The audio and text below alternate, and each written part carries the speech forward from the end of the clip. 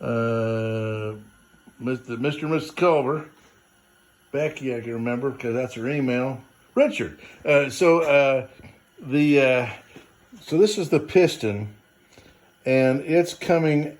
They evidently what they call decked the block and made sure the surface was flat. And when they did, they cut too much off, and the piston comes out of the deck. You see the light from the backside there, and that measures about 20 thousandths. So the thickness of the gasket's about not quite 20 thousandths. So basically, this was hitting the head. The head is a big block of piece of cast iron that sits on top of this. Then the pistons were coming up and hitting the head. There's one of the pistons where it's been hitting on the side there. Oh, right there, we're probably hitting the gasket there. Hitting the gasket right there, So or it could have been hitting the steel right there, because that's actually kind of beat down. Yeah, so that's part of the problem. Of course, one cylinder, I think it was the number 5, wasn't it? That had the bearings were all wore out on it. Yeah. And that could, and the bearings could actually become worn out because this one was hitting. So anyhow, we're going to be putting hardened seats in this. Yeah. There's one of the bearings, and there's a lip on the back side of it that's not even supposed to be there where it chewed it up so much. So. Yeah, the bearing basically spun in the housing, so there's a lip right here. What's a good bearing? You got a good bearing handy that we can show them? That's the other half. Yeah, this is what the bearing should look like, but this actually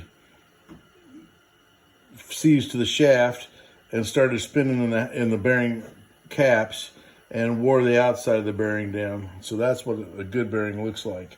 And this just has what it has is there'll be a oil film, a film of oil. The oil comes out of this hole and it creates a film of oil, and the moving parts run on the film of oil. Now this one's all gouged up too because of all the metal that was circulating in the oil. So that it just worked like sandpaper in there. But this is the bearing out, half of the bearing out of the number 5 cylinder. But one of the problems is, one of the sounds that you were hearing was the piston coming out of the deck and hitting the head, which is probably laying around here somewhere. Just so that when we use these terms, you guys know what we're talking about. That's the head, and it's just a solid cast block, and it's cast and then it's machined out. What needs to be machined is machined out, but so the pistons were coming up. Here's the one that's coming up and hitting the head. And yeah, hitting the head. That's number 5 right there. But they were all hitting